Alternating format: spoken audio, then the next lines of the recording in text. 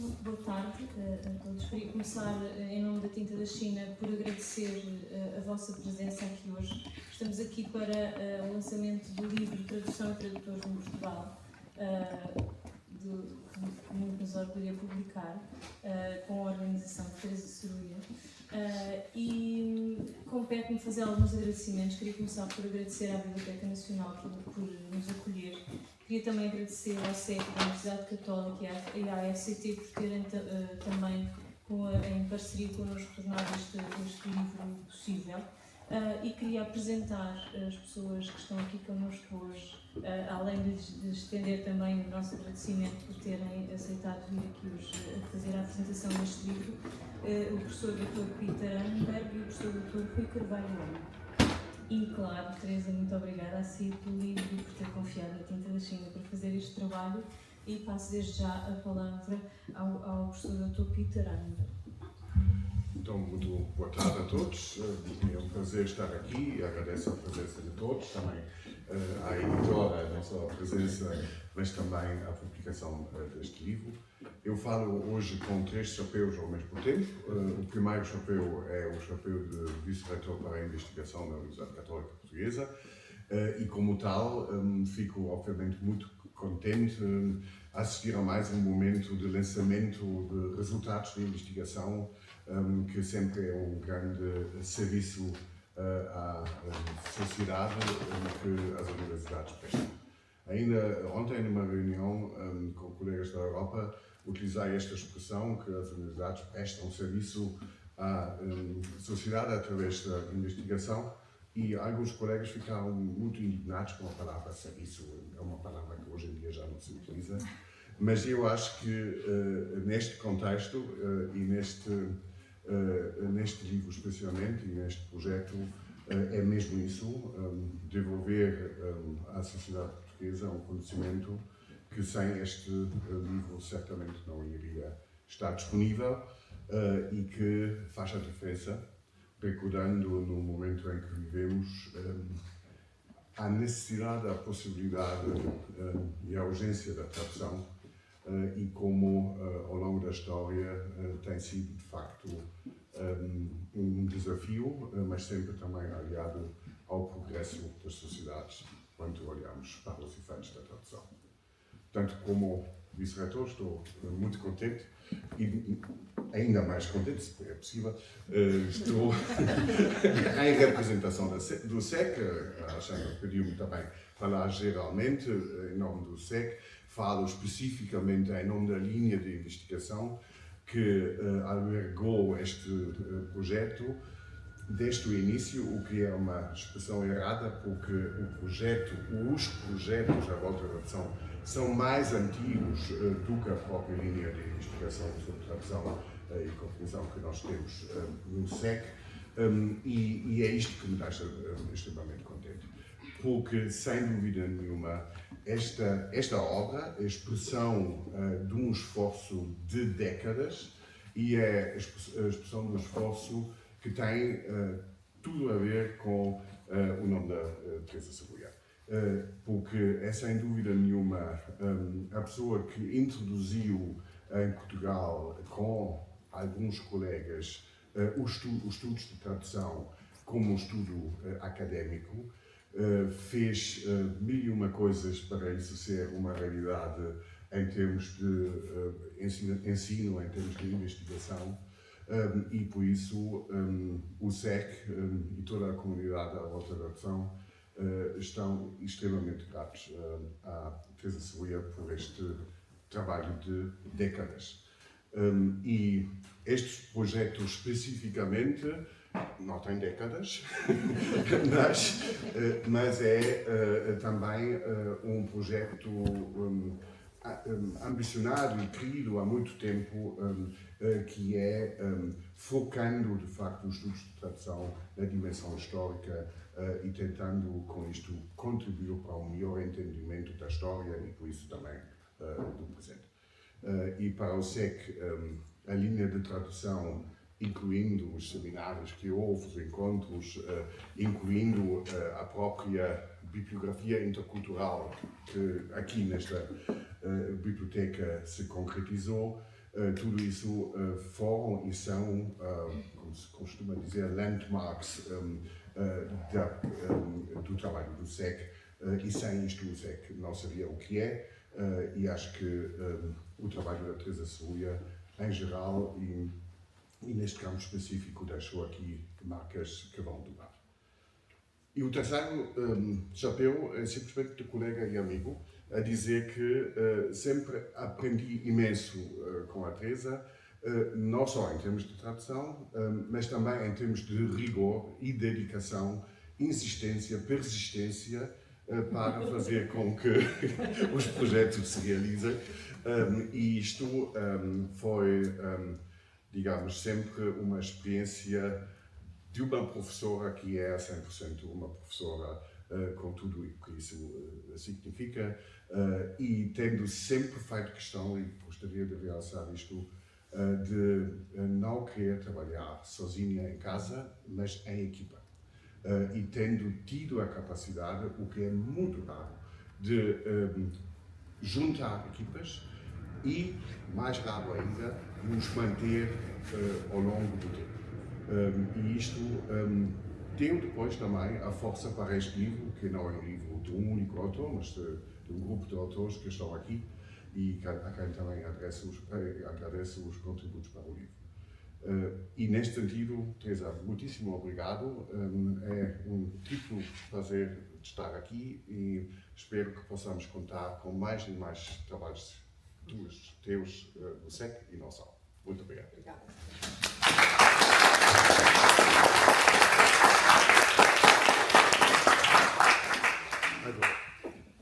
Vamos. Preferiria falar sem microfone, pode ser. Com a sua Muito boa tarde.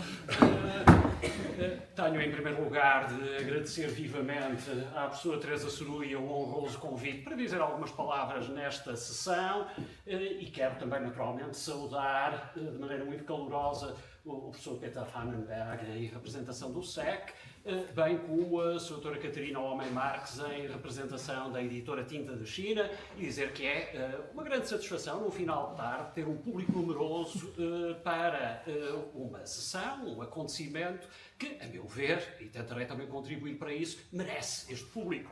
E é, de facto, para mim uma grande satisfação ter a oportunidade de dizer algumas coisas sobre esta coletânea de estudos, sobre tradução e tradutores em Portugal, uma coletânea de orientação histórica, recobrindo dimensões da história da tradução e dos tradutores entre os séculos XVIII e XX, e que é um livro que chega num momento propício e que cumpre, a meu ver, uma função necessária e de grande valia para o ambiente não apenas académico, mas, em termos mais gerais, cultural, a que se dirige e que gratamente o acolhe.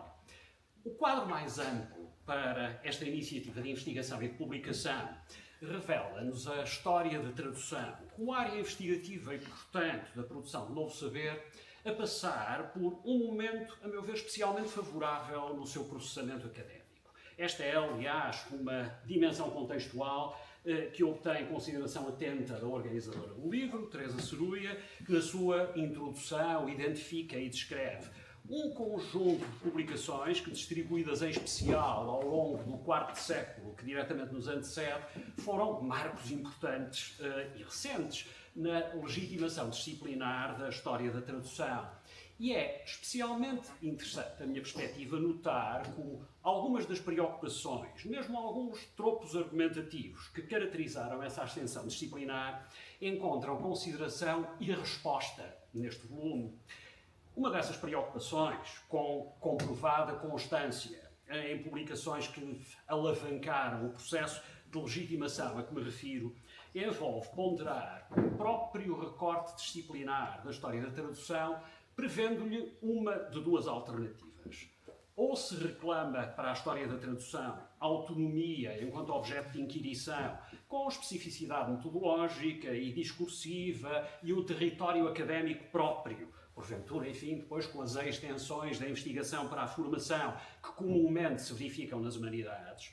Ou então se reclama para a história da tradução um espaço amplo, mas menos definido, porque conferido por uma posição de transversalidade face às diferentes linhas de abordagem do translatório que têm dado corpo e forma aos chamados estudos de tradução, ou para quem não gostar desta expressão um pouco diretamente decalcada do inglês, chamemos-lhe traductologia ou ciências da tradução, e Übersetzungswissenschaft, como enfim os germanistas, os distintos germanistas que estão aqui comigo na mesa, porventura até prefeririam, não sei. É uma transversalidade que é também operatividade, porventura assegurada pela cooptação de métodos e de propósitos que já foram consolidados para a historiografia, para o métier do historiador.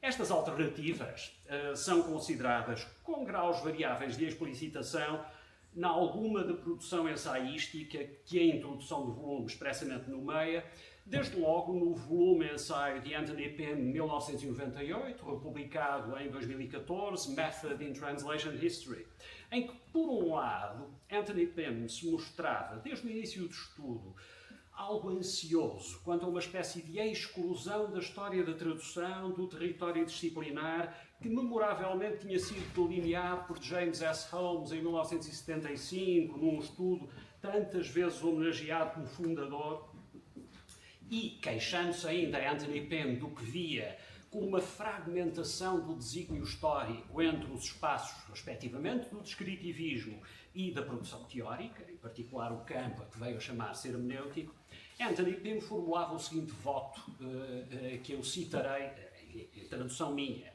Gostaria de ver a história da tradução como uma área unificada para o estudo humanista de tradutores humanos e das suas ações sociais, quer dentro, quer para além das traduções que lhes materializam a função. Este é um voto, aliás, que encontraria ressonância quase uma década depois na introdução de outro dos marcos a que Teresa Serúria se reporta na sua introdução, e estou a referir-me ao livro organizado por Georges Bastin e por Bandiat, a coletânea de Chanting the Future of Translation History, de 2006, em que se declarava, e cito, a história da tradução tornou-se uma área de investigação viável e independente dentro dos estudos de tradução. Portanto, área unificada, área viável e independente, esta é a primeira das duas alternativas a que eu me referia e que passa por reclamar para a história da tradução, enfim, independência e um campo bem recortado e bem definido. Mas deixem-me regressar ao Anthony Pym para completar o argumento justamente sobre estas alternativas, uma vez que, nesse mesmo livro, de 1998, ele previa para a tradução, para a história da tradução, perdão, funções e potencialidades que, embora sendo ancilares, ou seja, sendo de alguma maneira de apoio, quase assistenciais, nada tinham de subalterno, porque o seu efeito podia ser de revelação, podia ser epifânico, de desencadeamento de novo saber. E cito uma vez mais, a história da tradução, isto é o mesmo livro, é outra alternativa, pode cumprir uma função assistencial face a disciplinas humanísticas que se ocupam da caracterização de diferentes culturas. E acrescentava, a história da tradução pode também fornecer informação e ideias que serão úteis na formulação de políticas no campo mais amplo do estudo de línguas e culturas, bem como da própria tradução. Fim de citação. É meu entendimento que esta pode ser uma falsa polaridade, ou seja, isto dizer, ou se reclama um campo específico e unificado para a história da tradução, ou se entende a história da tradução como algo que um pouco difusamente atravessa diferentes linhas de desenvolvimento dos saberes na área mais globalmente tomada, bom, da tradução e daquilo que ela pode suscitar. O ambiente intelectual em que se desenvolveram as reflexões a que estou a reportar-me tem sido caracteristicamente avesso a essencializações e a compartimentalizações dos saberes, a autarcia, se assim preferirmos, e isto significa que não temos, por força, de nos confrontar com uma percepção, fala-se muito de percepções, não é? Hoje em dia, com uma percepção de contradição ou contraposição, se nos propusermos um campo disciplinar cuja especificidade reside justamente num posicionamento transversal, com alguma variabilidade na relevância que recolhe de diferentes discursos e territórios disciplinares. Ao dizer isto, é um pouco como se eu estivesse a querer aplicar à história da tradução um argumento que teve um papel capacitador dos estudos de tradução na sua globalidade, quando, pelos anos iniciais do milénio, se lhe aplicou com alguma frequência o rótulo de uma interdisciplina ou de uma metadisciplina. Bem, ao enveredar por estas lucubrações, eu não estou a querer aqui vir mostrar serviço, demonstrando que refresquei umas leituras, enfim, antes para esta sessão.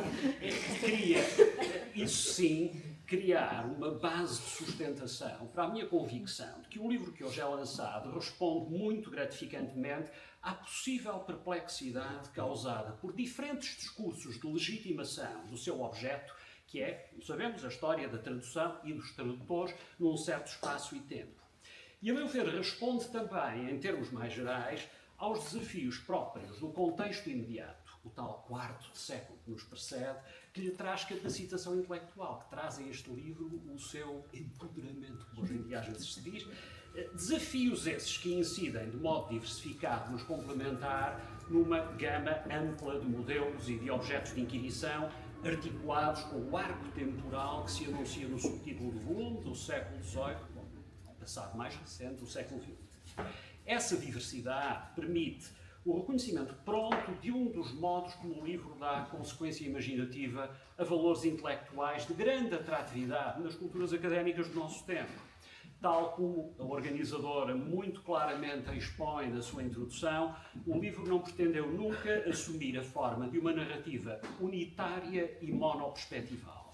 Ora, ao optar por não o fazer, isso significa que esta é uma publicação que vai ao encontro das preferências de um contexto cultural e temporal, o nosso, que de há muito vem valorizando o diverso, aquilo que recusa a plena ou sobre a explicitação dos nexos que sustentam um dado discurso, que valoriza, no fundo, uma pluralidade de perspectivas. Se eu fosse jogar com as palavras, diria que o nosso é um tempo que se reclama quer da parataxe, quer da paralaxe.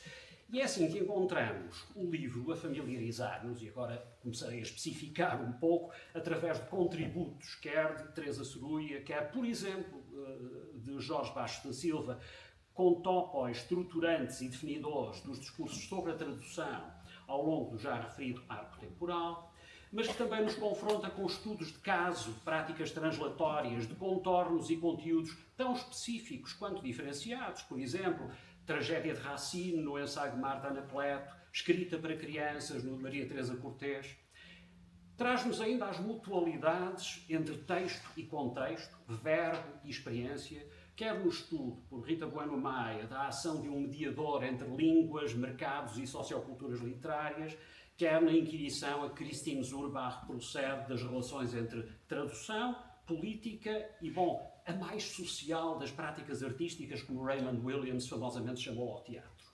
Ou então, um contributo que salienta as mutualidades da prática translatória e dos discursos, mesmo dos tropos que ela suscita, como quando Alexandra Lopes vem delinear o itinerário de um tradutor e autor de um modo que evidencia o potencial de certas representações da circunstância translatória, na sua sociomaterialidade, para iluminarem as condições dos contextos culturais e políticos em que se manifestam.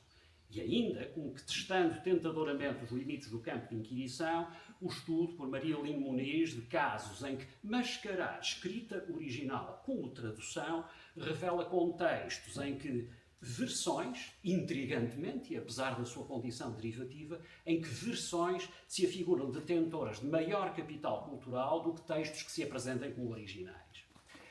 O itinerário de leitura que o livro proporciona permite que a satisfação dada aos leitores pela rica diversidade dos estudos coligidos seja sempre compensada por fatores de integração.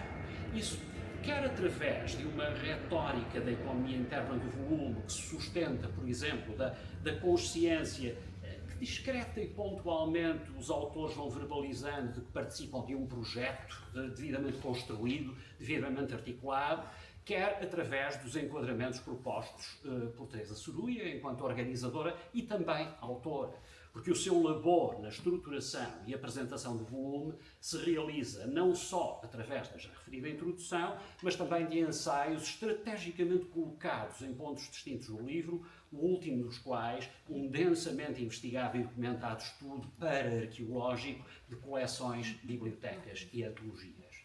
Ou seja, na sua globalidade, esta é uma publicação que me recorda a sugestão de George Steiner num artigo de há mais de 30 anos, um artigo no TLS, em 1993. A sugestão de George Steiner de que quando verificamos o rastro deixado por atividade translatória, no exemplo que ele dava era versões de Homero, quando verificamos esse rastro de atividade translatória no corpo da cultura de chegada, vemos a estrutura anatómica desse corpo cultural, essas grandes linhas da sua tradição literária, os padrões do gosto literário, iluminarem-se como quando se injeta um marcador radioativo num organismo vivo como um meio diagnóstico de imagiologia médica. Aqui para nós, eu acho que houve casos em que o George Steiner foi mais feliz nas analogias de que se ocorreu, porque isto de comparar o rastro da atividade translatória ao evidenciar de lesões neoplásicas num corpo vivo, pode ser um bocadinho perturbador. Mas é vívido, não é? É vívida a analogia. Esta ideia de que lançamos um determinado corpos de textos literários através de uma cultura de chegada e quando vamos ver as trajetórias que esses textos encontraram, se iluminam os contornos e a organicidade desse corpo cultural. No contributo que dá para a história da tradução, mas também do livro e da escrita em Portugal, este volume, a meu ver, produz com grande competência esse efeito de iluminação, o esclarecimento a que Steiner se referia. E, adicionalmente, deixa-nos com um sentido de completude quanto ao que a tradução hoje pode significar para nós. Um sentido para o qual irei invocar, prometo apenas mais uma fonte, também referida pela nossa organizadora, há 2 anos, na introdução ao Routledge Handbook of Translation History, saído em 2022, Christopher Randall propôs convincentemente que a evolução dos estudos históricos sobre tradução se dá através de 3 estádios. Primeiro, a consideração dos textos e como foram traduzidos. Segundo, os tradutores e o papel que historicamente desempenharam. Terceiro, os contextos, quando, no dizer de Randall, os estudos de tradução adicionam a história ela própria à narrativa que propõe. O importante contributo para a história de tradução e tradutores em Portugal que este livro nos traz engloba, a meu ver, a consideração destes 3 estádios. A agilidade e força persuasiva com que o faz, leva-me a saudar, uma vez mais, Teresa Ceruia e a sua equipe de investigadores e a dizer do livro o que já será evidente, que está muito bem e se recomenda. Eu não o poderia recomendar mais vivamente. Muito obrigado.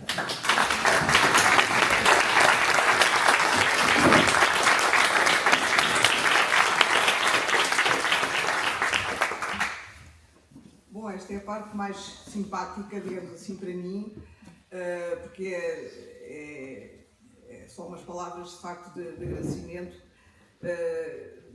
No momento em que se conclui um projeto que uma pessoa alimentou durante muitos anos, não é?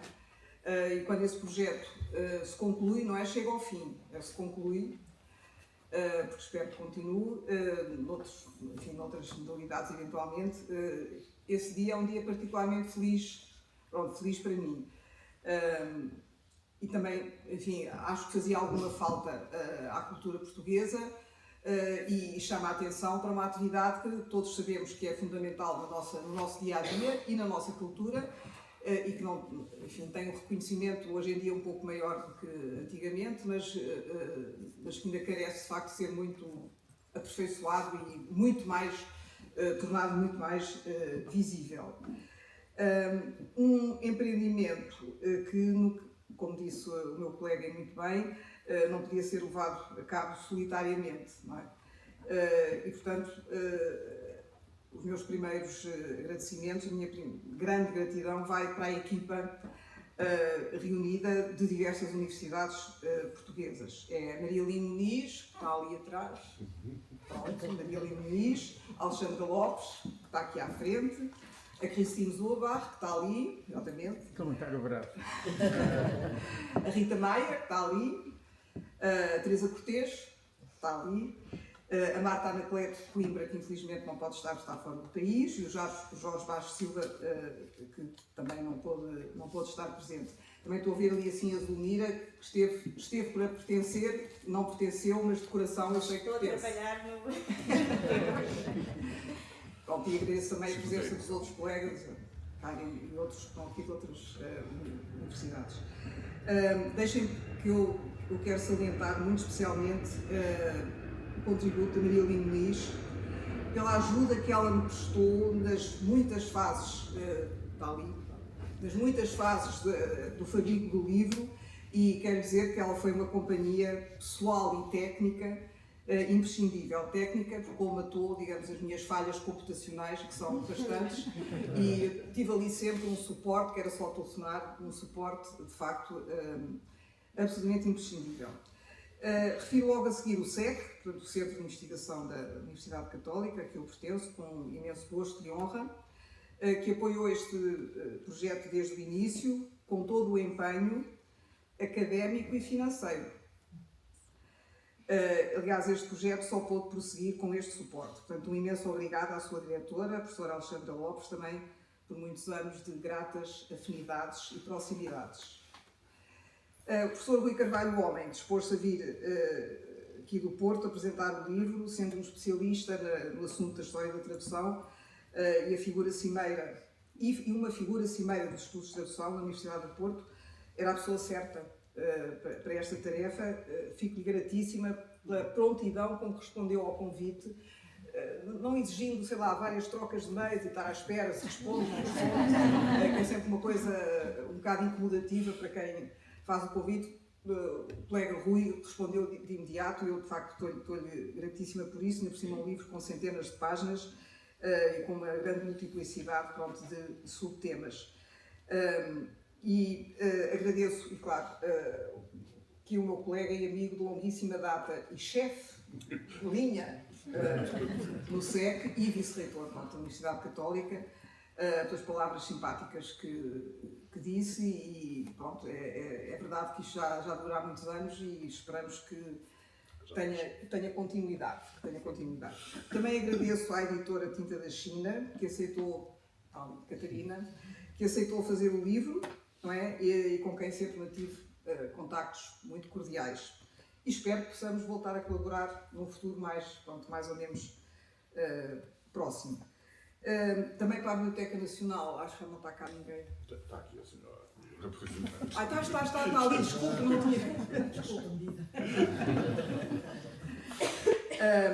A minha gratidão também com a Biblioteca Nacional é múltipla, porque para mim sempre era o sítio adequado, de facto, ao lançamento deste livro. E recordo aqui, como o colega e amigo Petra já fez, este projeto bibliográfico sobre traduções que desenvolvemos desde princípios do século XXI, em parceria com a Biblioteca Nacional, que semana a semana nos disponibilizava, portanto a mim, à Maria Lin e aos outros colaboradores deste projeto, nos disponibilizava nos carrinhos com dezenas de livros, não é, que nós modificávamos para depois incluir na bibliografia. Portanto, isto é um trabalho, de facto, como foi dito e bem, de 2 décadas, pelo menos, e que, pronto, no dia-a-dia íamos fazendo aqui, e sempre com uma grande disponibilidade e simpatia do pessoal da sala de leitura, e pronto, se puder fazer o favor de transmitir à doutora Alda Bois, que a Maria Lin e eu conhecemos bastante bem, está ali sempre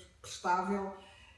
Isso para um investigador, para ser bem acolhido e bem tratado e com eficiência, é precioso. Portanto, queria aqui deixar esse agradecimento. Também extensível à dona Carla Araújo, que estava aí há pouco também, porque ela tratou de arranjar esta sala e divulgou o lançamento do livro no site da Biblioteca Nacional.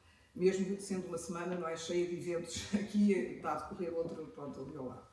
Pronto, e para terminar, queria só dizer que este livro não é um romance, não é para se ler de fio a pavio, mas espero que possa ser consultado com proveito, não é, por pessoas, estudantes, investigadores interessados na tradução, mas eu desejo, sobretudo, sinceramente, que este livro sirva de, eventualmente, inspiração ou motivação para outros projetos na área, mas que, na área da história da tradução, mas que sirva, sobretudo, para um dia termos uma história da tradução em Portugal mais completa, não é? Porque esta tem as suas restrições, evidentemente, e, portanto, desejamos que ela possa ser completada. E agradeço imenso a todos aqui, colegas, amigos, família, agradeço imenso por estarem aqui, E pronto, é tudo. Obrigada.